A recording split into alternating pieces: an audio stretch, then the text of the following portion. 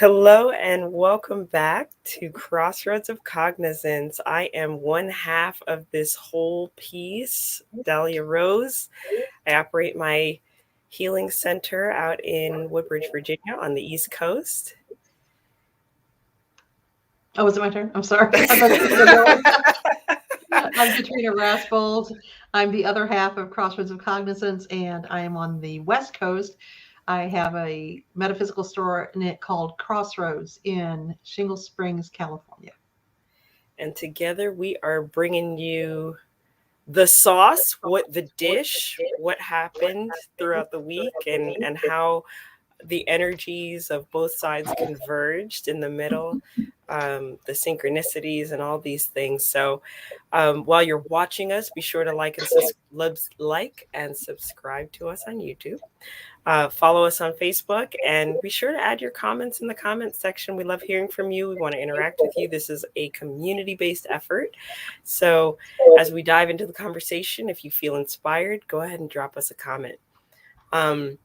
So this week we moved through. There were a lot of energies moving through, right? We moved through a full moon. We moved through a couple of pagan holidays, and I think that's where we'll start. Not a couple, one pagan holiday. So, Katrina, why don't you start us out? Well, Eric and I developed the cusp philosophy starting in 1997, Mhm. and we've been following it ever since. We have people who work it with us. It's practiced internationally. And what that system does is takes the 8 classic Sabbats of the witches and orchestrates them into an agricultural year. And we spend our year working toward the advancement of our life quality and Oh, how to make us better people, how to make our life better. And so it goes through an entire cycle. You can go to thecuspway.com to read about it. But basically, what it entails is that we plant in the spring and we harvest in the fall. And Mabon, which was just on Tuesday, I believe it was it Tuesday? It was Wednesday, um, is the time of the second harvest. And the second harvest historically tended to be when we got the abundance from nature that we ourselves did not contribute anything toward having. So the first harvest is Lammas. That's the harvest of the fields. That's where we toiled. That's where we worked. That's where, for many, many generations, it was what was going to define the success or the failure of a village. It was going to say, are we going to make it through the winter? How did our crops do? And so it was much more important in past times than it is now, unless you happen to actually be a farmer now, which most of us are just spiritual farmers at this point. And so what what would happen is that if there was a tough harvest, they could go into the fields and gather the late harvest offerings, not in the fields, I'm sorry, in the forest. They could pick berries, they could get nuts, they could get fruits, apples, things like that were growing wild. And what that would do is supplement the harvest. So it was seen that the first harvest is what comes of your own efforts. What are you personally working toward? What are you aggressively trying to change in your life? And the second harvest is the blessing of the god and goddess. What are they giving to you for a job well done? How are they supplementing what you're doing? And it just happened that in the last, I would say, 2 or 3 weeks, I saw that lots of people were getting their return.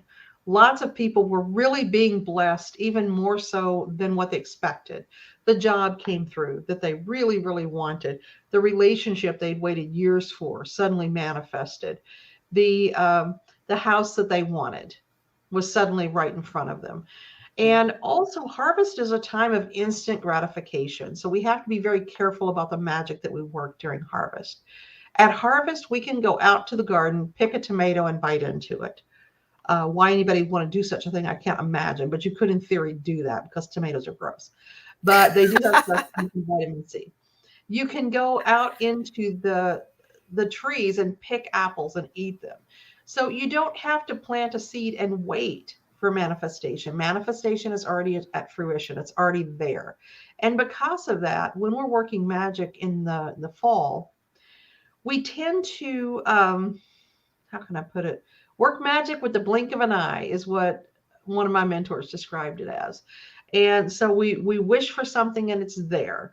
Also, as we get further towards Samhain on October 31st, the veil between the worlds is getting thinner and thinner.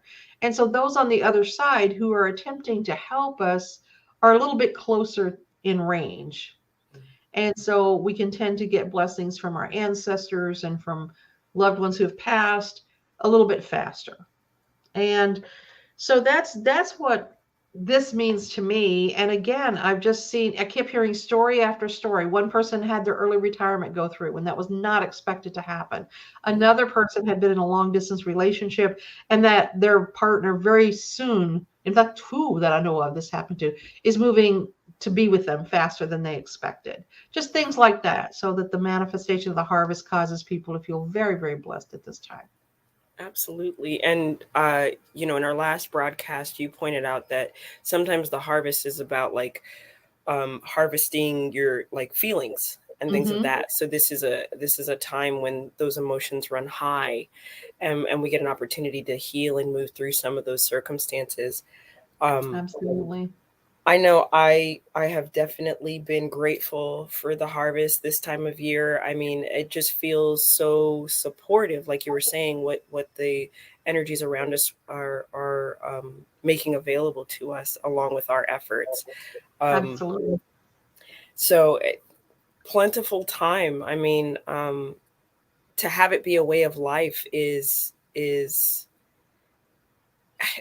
it's really in conjunction with everything. I remember thinking a couple months back about how when we go to the grocery store now, you spoke about being spiritual harvesters. So our farming is like the physical farming is going to the grocery store, and you can get literally any fruit that you want or any vegetable that you want, and how our bodies have never really caught up with that process.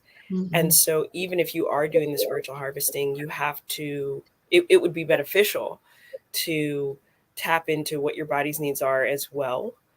As you're going through the spiritual harvesting, as you're going through the physical harvesting, your entire body is having a process as well, and not to forget that part, right? So, um, with your 24-year working with the cusp path, um, how how deep is that? Not how deep. What do you have to do to dedicate yourself to that path? Like, is it a consistency of certain practices? Is it feeling into what's necessary? Is it a little bit of both? It's really just about tuning into the energy of each of the touch points of the year. So we start at Yule on the winter solstice, and the spark of light is coming to the sky. And so at that time, we take the spark of inspiration to really consider, how do we want our life to be different in the coming fall? What do we want to have changed over those months? And then at Imbolc on February 2nd, we commit to that. So we've got 6 weeks to really think about making our list. What do we want? And what do we really need in our lives? Mm, And we try not to filter as far as, well, maybe I'm not ready for that, or that could never happen. We just really think about, what do I want to be different? And then from Imbolc to spring equinox, we watch the signs. What is being supported about our goals and what is being pushed back? And mm, it's called confirmations and redirects. Are we getting confirmations to what we planned to harvest, or are we getting redirects that this is not a good idea? And once we have gotten through all of that and gotten to spring equinox, the god and goddess have basically confirmed what we're doing or rejected it. And then we know we're safe to plant. We do our planting. Often in the ritual, we will have a symbolic planting where we plant seeds or mm, little beans and watch those grow to symbolize our goals. And then at Beltane on May 1st, we fertilize the harvest. Now, at the same time, we're taking mundane action to support whatever the goal happens to be. So if we want a new home, for instance, at the time that we plant, that one is when we would start checking on our credit report to see if we can manage a mortgage, or start looking to see what our rental history looks like, and Mm. just begin the process. And then at Beltane, when it's time to fertilize, we would amp up our process a little bit more. So that's when we start actively looking. So we're getting ourselves ready, and then we start looking, and then the height is at summer solstice, which is a very proactive time. It's a very intensely um, it's a male energy time. So it's about getting out there and getting active about doing what you're supposed to do. And so that's summer solstice. Then we go through to those harvests, which will be, I don't think I missed anything. Summer solstice. Lammas is the first one, the first harvest. And then we just had Mabon, which is the autumn equinox, which is the second. After that, the next one is Samhain, and that's when we put the entire year to rest. Samhain is about endings, it's about deaths. And so at Samhain, October 31st, we let the fields go. We say whatever is in there now, we're not supposed to have. So we release the year, and then we have 6 weeks of fallow, 6 weeks of quiet, where we aren't Mm. attempting to manifesting anything. We are just staying um, outside of the process. And we've just had Samhain, so we ourselves have gone through a quiet, darker, more introspective time, and we Mm. just let that carry over until it's time for the light to come back at Yule. So all you have to do to jump in there at any time is figure out what part of the cycle we're in when you decide to come in. Research what cusp activity is happening at that time, as far as, are we planting, are we planting, are we harvesting, are we tilling the grounds, are we working the earth, and apply that ceremonially with a ritual, a personal ritual even, or and include also the activity that you would do at that time to support your goal. And then you're in. You just continue the cycle, and as long as you remain consistent with it, it really does find that, you know, your actions, your rewards, your work tend to mirror that cycle. But the other side of that is that because most of us come from agriculturally based um, cultures, we automatically have um, those cycles woven into our DNA, Mhm. so that we're already honoring the cycles, even if we don't practice cusp. So you can really jump in at any time and just start doing that. And we've seen great reward, and we call it climbing up the spiral pathway. That's what cusp stands for. And as you are traveling the wheel of the year, you come back the next level up each time, and that's the spiral. This puts a whole new spin on the manifestation that you see constantly promoted out in on the internet. It is, when people join those groups, or I hear a lot of complaints about The Secret. Um, when you're told that you can have anything that you want, um, if if we are to tap into the cusp path, there's appropriate Mhm. timing. There's, if you are just getting to your desires during Mabon, you may have to work a little bit harder or wait for that cycle to come back through. And so on the one hand, there's a bit of relief, right? You can do the appropriate homework. On the other Mhm. hand, maybe there's a little sadness in saying like, oh, I missed I missed a step. Um, but there is so much to be gained from taking the steps as they are. There's a harmoniousness to it. I could feel, in your words, it was Mhm. very, very concise. I don't know if it was my inner Virgo that was like, yes, okay, there's steps now. Well, But that's what we love about it, yeah. because everything that most people want to manifest are deep rooted, big asks. They're looking for some significant change. I need a different relationship. I need a different house. I need a different job. Most of the time, when people are working the cusp cycle, they're looking for a fundamental life change. And when that's happening, you psychologically need time to prepare for that. And even though we've become a very entitled society that wants it now, and The Secret does promise that, it says there's unlimited universal energy, and you can use that as much as you want to get and get and get and get and get. And you can, but where is the balance to that? What are you giving in return for what you're getting? And that's where I feel that premise is lacking, Hmm. because there's always an energy exchange. You have to be Absolutely. willing to give in order to get. Even the phrase as above, so below implies that if the divine is doing the work, you need to be doing the work too. You Absolutely. have to work in accord. And so we have seen plenty of people who come into the cusp cycle at, even summer solstice or Mabon. They don't really miss a cycle. They're still going to get rewards as they work that ritual. They Mm. just have to be mindful of what they want, because you're at the harvest. You can just open yourself up for the blessings of the year. And what does the year bring to me? So we've had people jump in at all times of the year. You don't have to wait until, I mean, we don't have just like some grand initiation at Mm. Yule where everybody comes in. You really can come in at any time and benefit from it. If you come in at Samhain at the very end of the year, you can still release your year of wants and give yourself a break from wanting and wanting and wanting, and know that the manifestation is going to come in the following year. And of course, there's sometimes you don't get what you harvested or what you planted, or you planted green beans and corn comes up, or it looks a different way than what you expected. And that's the nature of magic, is that we tend to get what we most need and what the universe has decided is best for us in relation to what we asked. Right. So, but almost always it's recognizable as the harvest. And there's been times that I planted the same thing year after year, and it took 3 or 4 cycles for Mm. that to manifest, because it just wasn't, I wasn't ready, and I didn't Right. realize that. So the universe knows more than we do about how that plants. And if we don't get what we want, we just say, well, maybe next time, or it's just not right now.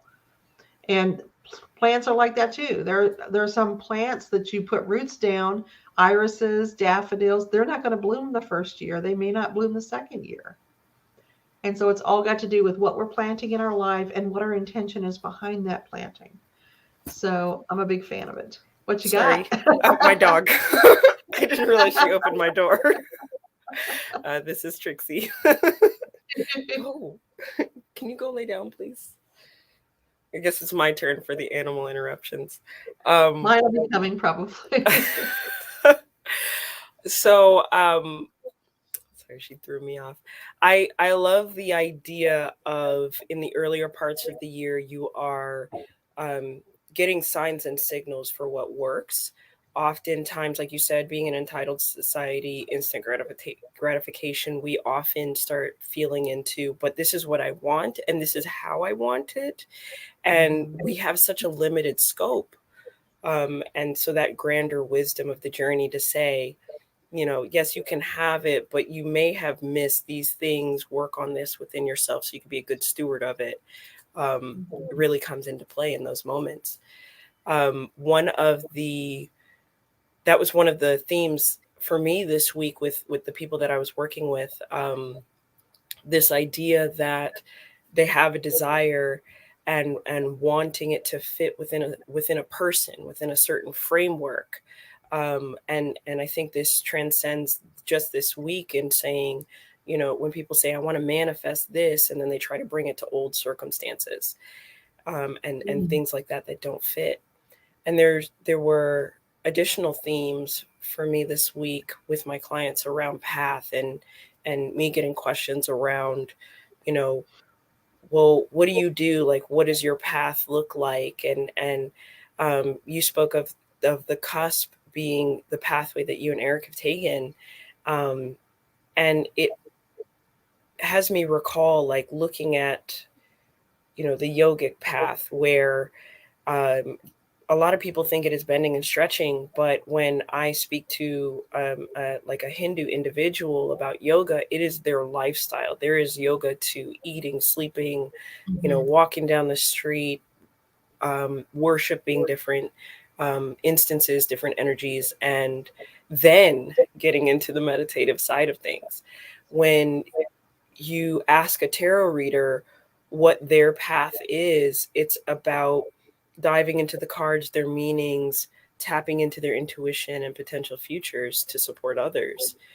All of these have different paths. And just like with cusp, they have different timings. Oftentimes you are dealing with timing as a overall energetic force, even though I'd like to run around and say time doesn't exist, mostly to excuse my my forgetfulness. But timing being the presiding theme, um, with some of these instances, this is why there isn't like a cookie cutter path. But what I love about cusp and how these things have kind of converged as a topic, um, the dedication that you have to that path gives you the timing, but I'm sure you aren't doing the same ceremonies, the same rituals. I mean, that would be the correct assumption, right? You could, but we typically didn't. We, in our book, which is called Cusp, A New Way to Walk an Old Path, we lay out rituals both for the solitary practitioner and for groups, so that if someone isn't feeling comfortable coming up with their own rituals, they can use the ones that we put in the book. And you could certainly work it with just using those rituals over and over every single year.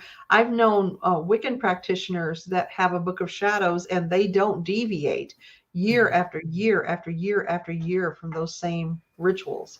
But for us, we tended to like to shake it up a little bit and make it a little bit more um, interesting to us by doing Right. something different.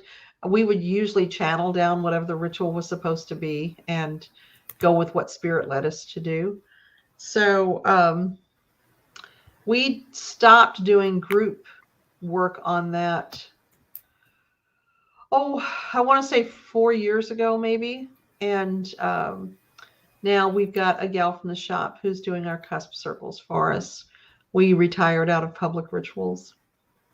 So Okay.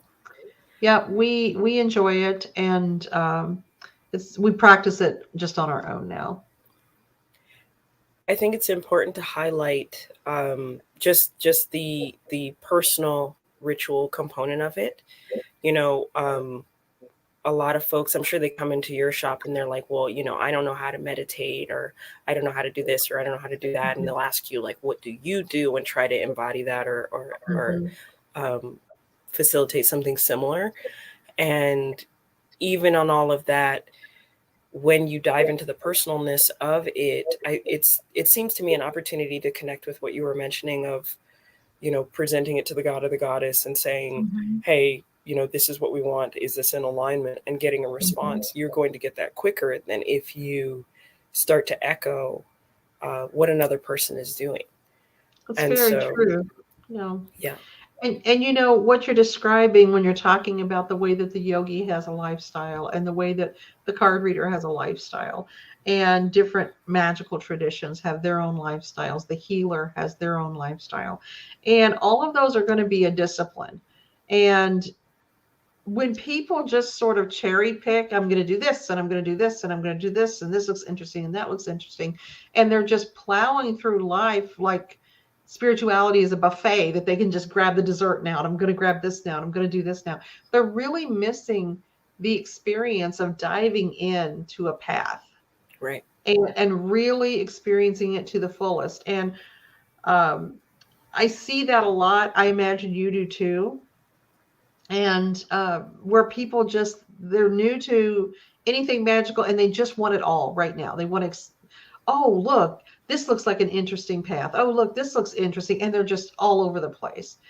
And I feel that it's really good to check out different paths, but to really find the place that works for you and settle into it. I'd really love to hear your opinion on that. So I definitely get that, and I definitely was that. I have one, two. I'm looking at the wall in my shop. I think I have like 5 or 6 certificates up on the wall of my Oh, cherry me picking too. times. So, I mean, the eagerness, the excitement of new understanding, new ways of applying energy to your life, yeah, go for it. And like you said, try it out. But there were definitely distinct moments in my life, not just for the magical practices, but other things. Like when I got into crisis counseling, um, I really felt like, okay, this could be it. And I was a little hesitant. And then I saw butterflies painted on the wall that I walked past but didn't see. And I was like, you know what, this is a sign. And I wanted to understand the human psyche even deeper as it pertains to a subject that was meaningful to me, and things that I'd been through. Um, you know, even with Reiki, learning to flow energy and not feeling like, okay, this is just going to make my life easier. It was learning to manage. And that takes time. You know, you can get Reiki master in a weekend, but you never really master it. It's the constant work that's important. Right. Um, and so when you feel that pull, even when it comes to smaller magical things like crystals, it's usually good to spend time with it. You know, how can I apply it? I know in my Reiki classes, I'm like, my literal phrasing is Reiki the fuck out of everything, because that's where you're going to learn. That's where the energy is going to Mhm. start to talk back to you. That's where the history of what you are working at really starts to push into your heart space and find meaning. And that meaning is what amplifies the work that you do.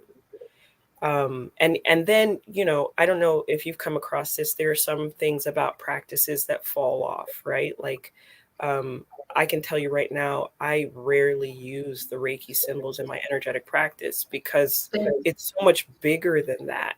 Mm-hmm. And so, you know, following each specific hand position and doing the symbols at this point, it was a good guidance system for the discipline that you mentioned. Mm-hmm. But after that, it takes over and you do the next right move. Right. I've been master for a while now, and I only ever use Chokure. Yeah. Ever. Yeah. Yeah. Um, and I haven't felt limited by that choice. I'm just one of the ladies that taught one of the Reiki classes that I took had a saying where she just said Reiki on, and just I'm on, I'm up.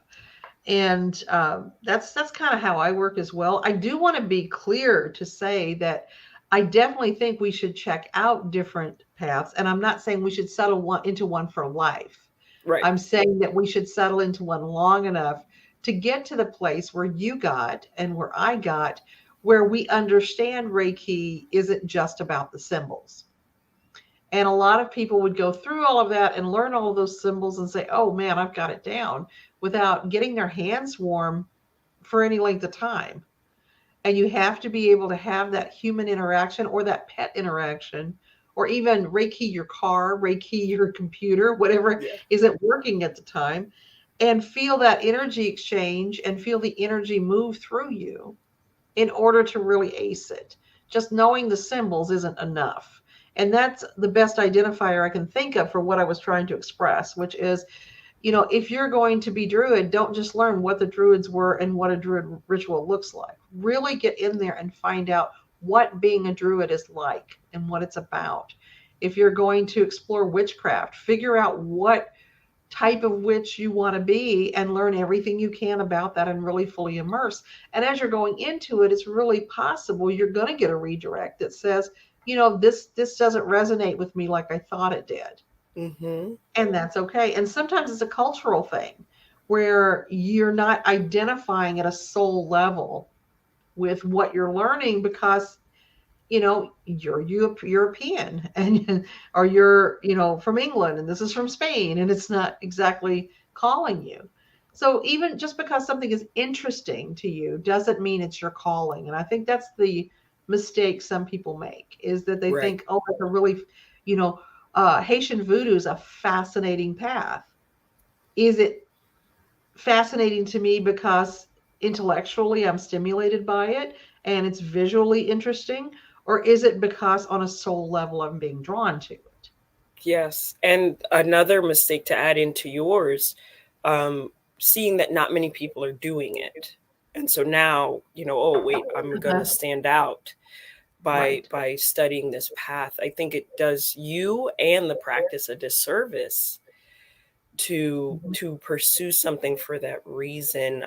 But unfortunately, we come from a kind of a business based society that says, carve out your niche, not Mhm. knowing that should you pursue a practice or a way of being long enough to learn it, you will quickly carve out your niche. You Mhm. will, interact with certain energies. I can recall in my practice, yes, everybody does Reiki, but when I started really diving into it for myself, I started attracting clients that were victims of sexual assault.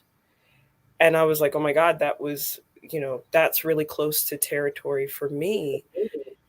And there it is, and even further into that journey, that sort of died down, but it died down in a way that it became part of a larger framework. So there were other traumas attached, Mhm. and so um, much like you, Katrina, what we do is unique. It's not better, but we're very grounded, very confident in Mhm. what we do because of the love that was poured into what has become our practice. And I think maybe that's it. Like, Mhm.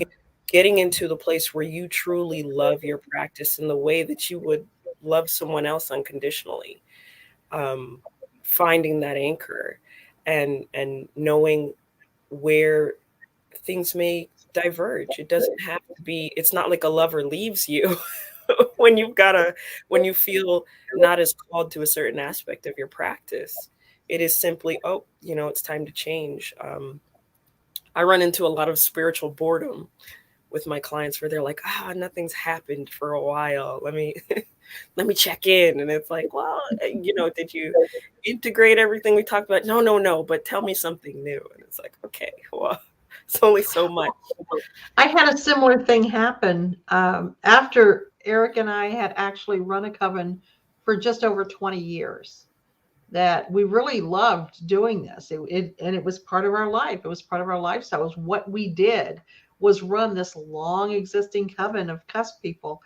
And I want to point out very quickly that we practice cusp as pagans. Cusp is adaptable to Christianity and Judaism and any type of uh, path that you follow. It can be layered onto and modified to meet that. But we just happen to operate it as pagans because we're pagans. And we loved working with this coven. And very abruptly, one Beltane, I got a very strong feeling as I was setting up the circle. This is the last time you're going to do this. And I Mm, said, no, that doesn't make any sense. This is what we intend to do forever. And I kept getting no, no, it's time to close this. It's time to let it go. And I called Eric and one of our elders over, Wolf, to talk to him about what I had just gotten in my head.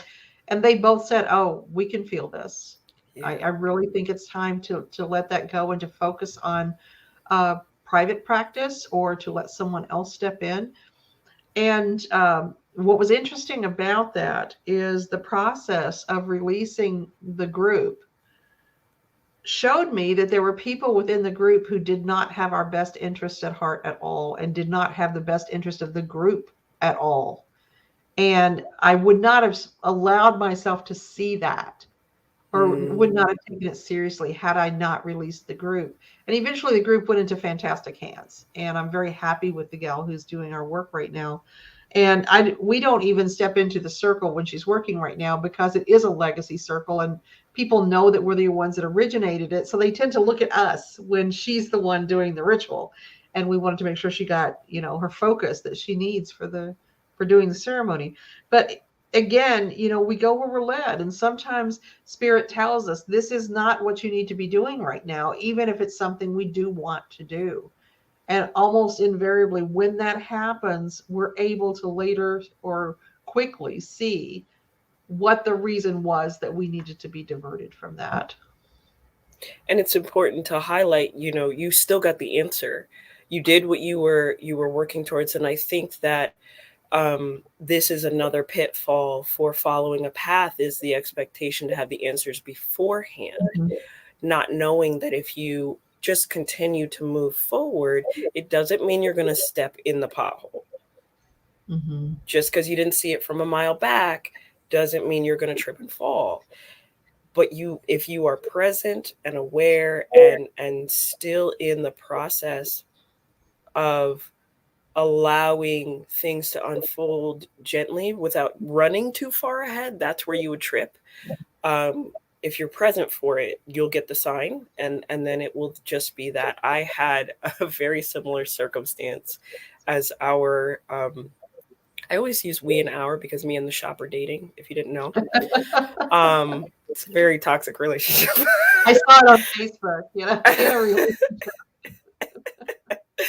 um, so we were running healing circles, and I was sharing that with others, and there was a very clear moment where it was like, no, this is the last group healing in this way. We didn't end up stopping the circles completely, but it was that the the circles went from us doing the healing, going one by one, to putting it into the hands of the people that would attend, because they needed to develop their own, but we could hold space for it, in a concentrated dose. And I definitely got pushback on that. And I was shocked. Frankly, I thought it would be celebrated because the group wasn't necessarily breaking apart, but it was just Mhm. evolving. And I quickly got to see that there were individuals that didn't have our best interests at heart. And I was like, wow, you I'm sure you do it as well as I do. You see the potential in folks, you see the best in them, you think we're friends. And then things change. Very true. And another one of I did get huge pushback from some people when I followed what I was being led to do. They felt abandoned. They felt angry because we were releasing the circle to have somebody else step in. And I really want to say that as far as pitfalls go, and this is such a tough lesson to learn. The worst pitfall you can fall into is ego and your own will. And I've always said, when the goddess taps you on the shoulder and says, this is what you need to do, if you don't respond, that tap's going to turn into a 2x4 and it's going to get to your head. Yeah. Just the messages will start getting stronger and stronger and stronger to the point that something drastic has to happen in order to get you to do exactly what you were told days or weeks or months ago. This is really common with jobs. It's really common with relationships where you don't trust yourself. You talk yourself out of what you're being led to do, or you just put your head up and won't look down at the mess on the floor. And that will always lead to catastrophe. And that's what I was trying to avoid with the circle. And what I normally try to avoid when I start getting a strong message of this is what you need to do, I tend to try to affect that change right away because I don't want it to escalate. I don't want it to turn to something ugly. And it sounds like, deity threatens us if we don't do what we're told. And that is, I believe, exactly true. I really think that the fire just gets turned up more and more until you do what you're led to do. Well, and it moves, like you said. It's the case in jobs as well. So your vibration changes too, and then Hmm. people start to respond to that. And if you're trying to hold tightly to what you know, then there's discord, then there's disruption, then there's fights, and now you're confused, and you're like, what's going on? And it's like, well, you got that tap, and there's the Hmm. 2x4 that Katrina was referencing.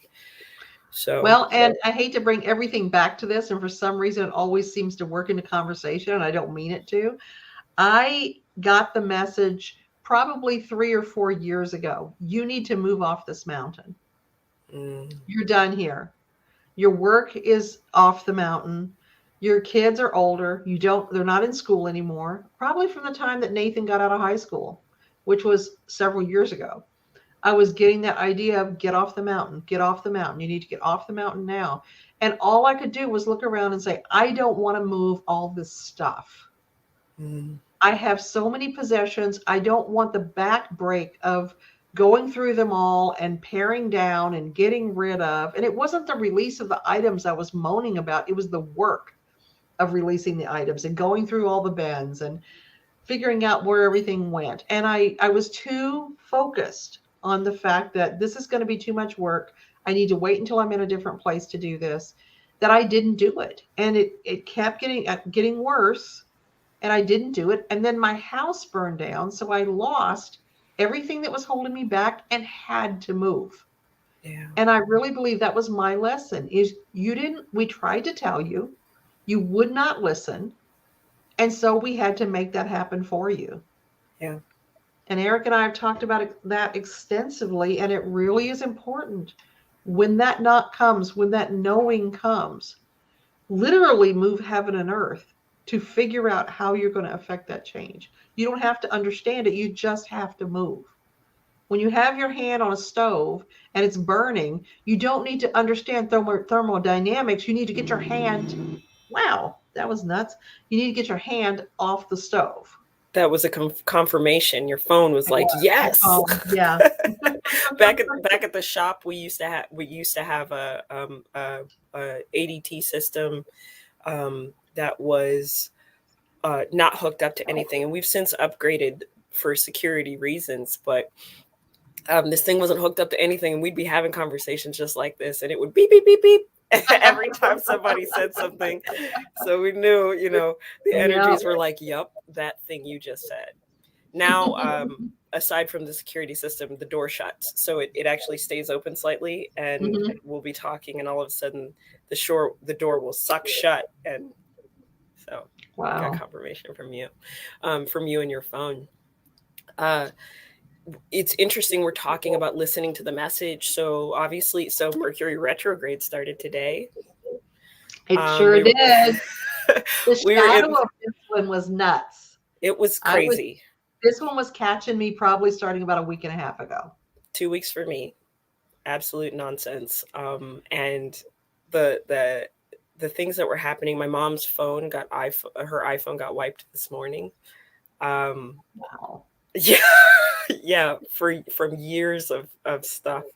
Ouch. I was trying to have a meeting yesterday, and I just the sound wasn't working. I wasn't in the right place, and then finally my phone battery died, and I was like, okay. I said, I stop. And when you talked about not resisting the change, I at that point yesterday was like, I'm done. The day's been mean, and I'm gonna go sit in the bathtub. And I took Gladys's positive energy salt, fiery wall of protection, and peace water, and I was like, I'm done. Done resisting. Yep. You have to hit that Jesus take the wheel point when things are getting crazy. Let it all go and take your hands off of it. We tend to believe that we are so important that if we step out for even a little bit, all the shit's going to hit the fan. Dogs and cats sleeping together. It's going to be terrible. And we need to recognize the world will continue to turn without us just fine. We just need to step away at times and collect ourselves, ground, hit baseline, and figure out what's what so that we can come back refreshed and renewed and maybe look at things with new eyes from a different perspective. Absolutely. Refreshed and renewed, not half stepping into that, because if you're halfway, you're not doing anybody a service, and your energy is going to drop a lot faster if you're toe dipping as you approach the things that you're supposed to be doing. Siren left us a great insight here. She mentions, or they, if that is your pronouns, I apologize, leaving a coven community 20 years ago, and there was a bit of jealousy and fighting. Yeah, that's truly sad. And I think that those things come from fear, right? Fear of the unknown, fear of what happens after someone leaves or takes an energy with them. Perhaps you had added to that group, Siren, to say, you brought some sort of balance, and there was a concern of what was being removed, not understanding in the way that Katrina said that things move on. If that energy was really necessary, another person would step in, so there's no real need to be concerned or put into that fear space.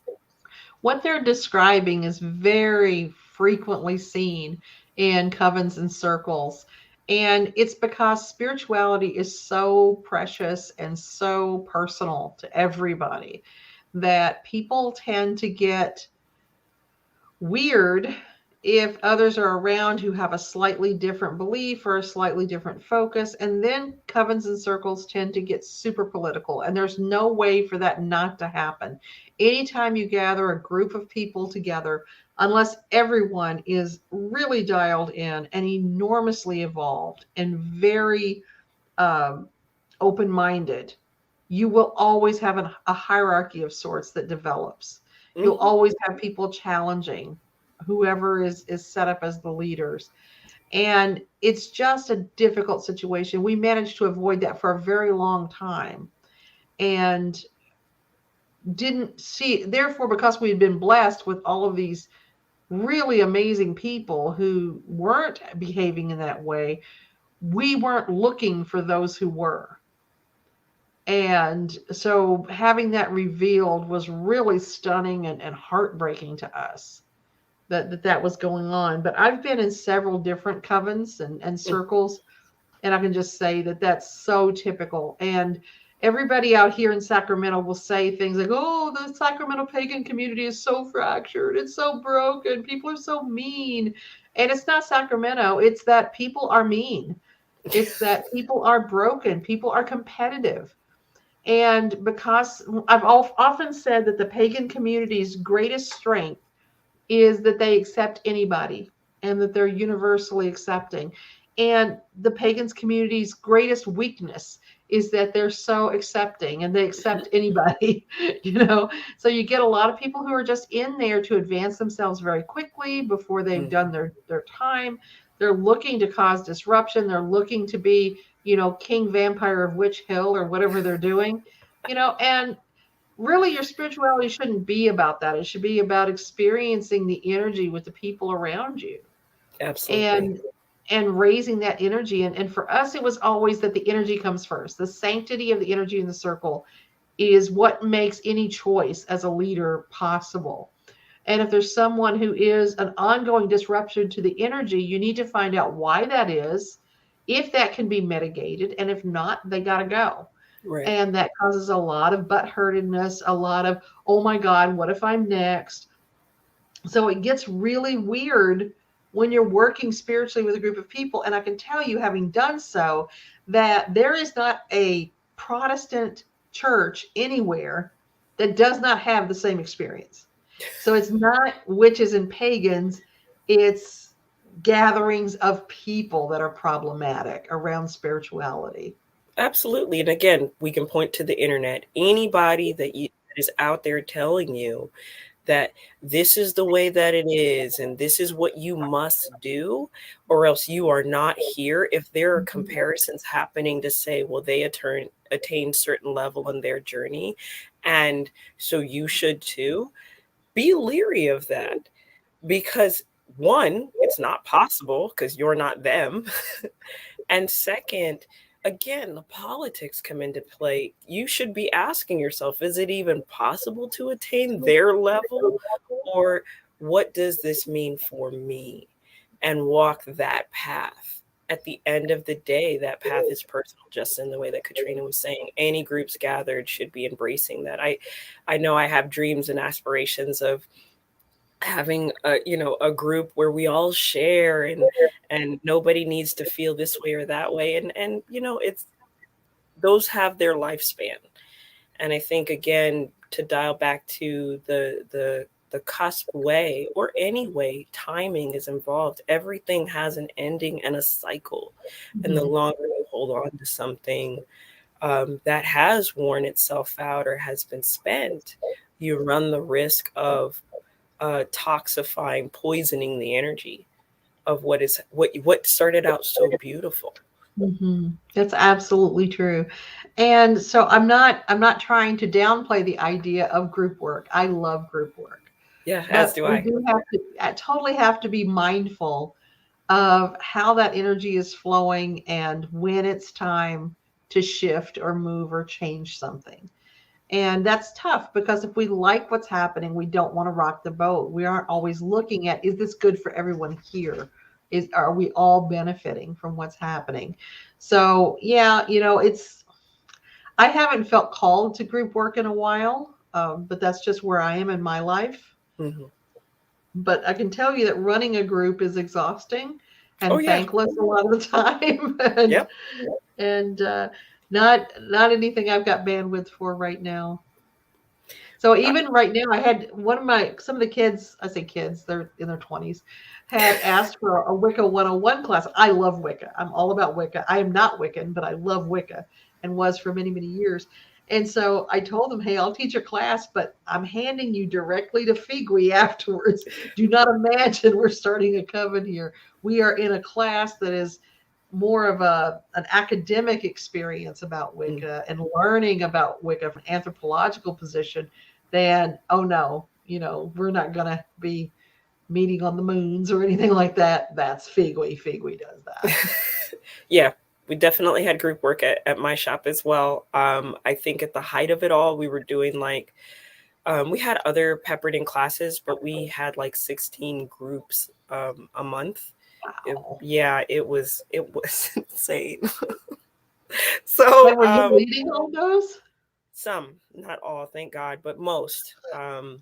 unfortunately. And I hate to say it, but when COVID hit, I was like, Yeah.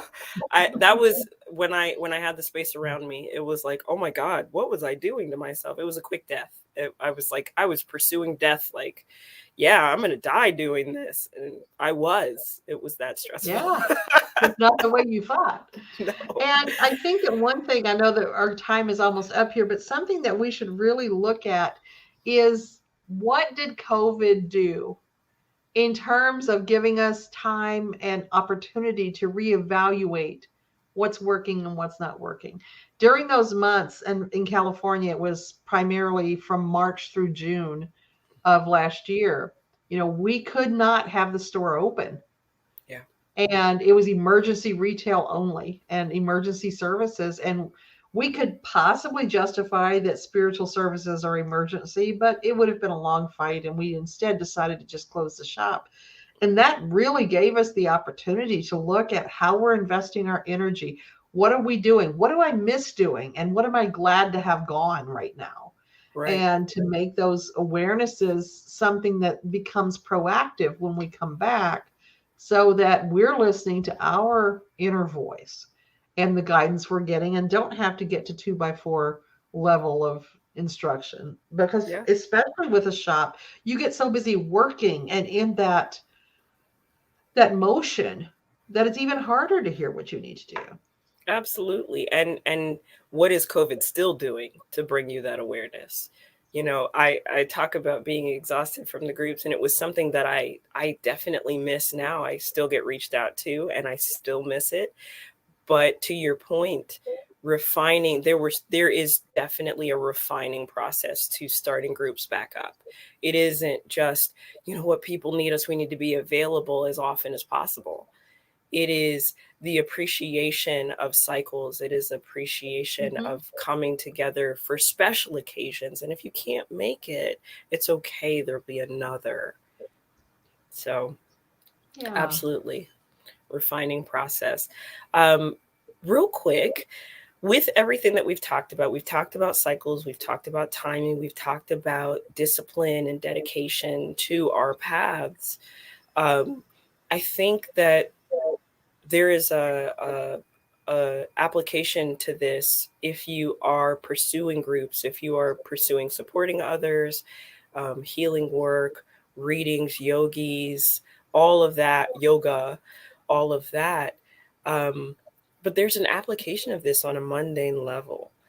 And so I wanted to consider, like, on a mundane level, what would be some things that we could do to make sure that we are present for these shifting changes and how much to dedicate versus resting phases and things like that. Um, my thoughts are um, much of what we talked about in terms of being present, accepting that nothing is forever. Um, it sounds cliche, but following your heart through the whole matter, because your mind is going to tell you a lot of things about what you know, and you're going to feel this security about what you're doing in its fixed process. But your heart is going to add so much more if you allow it in. So, on a mundane level, if you're dealing with a relationship, if you're dealing with your job or your family, there is still a timing to all of this, especially with those connections and the things that you want to manifest. Um, so be present, and understand that bringing it all together is fine, and feel into the timing of things with your whole essence, not just what your mind says is your life's work. What about you? Excuse me. And what I would add to that is the word that nobody likes to hear: meditate. Meditate. Meditate. So often, when we're taking cues for what we should be doing, it comes from our head, sure, but a lot of times that is drawn from feedback we're getting from other people. Mhm. So I'll be in my shop and somebody would say, I really want to learn how to read runes, and I can't find any classes on runes. And I, would you be interested in offering that? And so of course I say, oh sure, I'll work it into the next schedule. And then I work it into the schedule and that person doesn't come. Right. And so Every time. often when I am motivated to do something regarding the store, especially, which is my whole life, it's all I do, which is Same. another problem for another episode. But often what I'm doing in regard to the store and what we're offering or what we're doing is related to feedback I've gotten from other people or ways I have been trained to respond, which is, we need this, so do this. And those outside cues don't honor my inside responses enough. Mm. And by meditating, I'm able to let go of the outside influences and really tune into my spirit and ask it, what do you need? What are the messages you're telling me that I'm not seeing, that I'm ignoring, that I'm pushing away? And saying I'm too busy or saying I can't think about this right now. How much am I just on autopilot with response to outside cues? And how much am I really listening to what my spirit's telling me? And so that those times of meditation are when I come to my greatest truths. And I don't do really detailed heavy duty meditation like Eric, who's a yogi, does. To me it's just sitting down and being still Mhm. and going inside and listening and pushing out anything that's intrusive from the outside. And so yeah, that's the only thing I would add to that wonderful list, is just meditate so that you know what your messages are, rather than what your triggers and your responses and your programming is telling you should Mm. happen. Sometimes that's very, very different. Sometimes your spirit is saying, hey, we can't sustain this. What you're doing can't continue. You've got to cut something out. You need to pare this down. So let's work together to find out what is important and what you need to be doing versus what you think you should be doing. Or what you can do because you're Mm. just good at it. That's never a good in. And it sounds like, much like this broadcast, from what you're saying of the meditations, it'll match up. It'll invariably, you'll be like, yeah, I think this is direction that to head in, and all of a sudden the right people are showing up. Would you say that's the case? I would. And, when we're in the zone or when we are in that flow state and we're doing what our spirit is calling us to do, the world rises up to support that. Yep. And I've heard so many people say, well, sometimes those obstacles are there to see how badly you want it. I don't believe that. I believe obstacles are there to redirect us in some way. What do you do when there's an obstacle in your path that's bigger than you are? You find a different way around.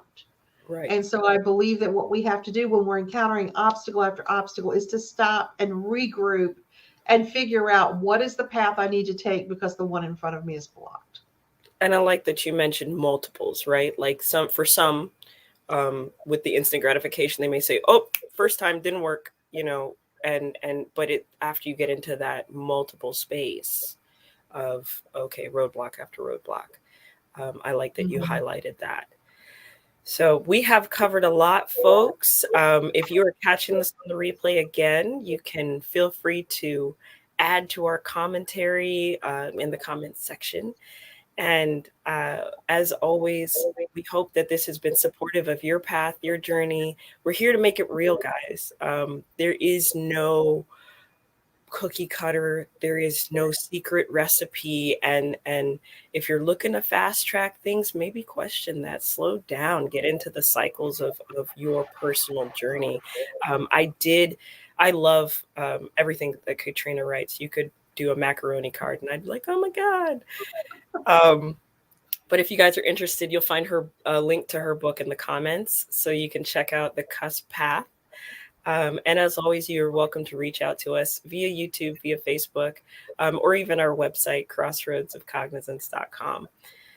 Other than that, we will bid you adieu, put this show back in the fridge, and see you next time on Crossroads of Cognizance. See you next time. Bye, guys. Bye-bye.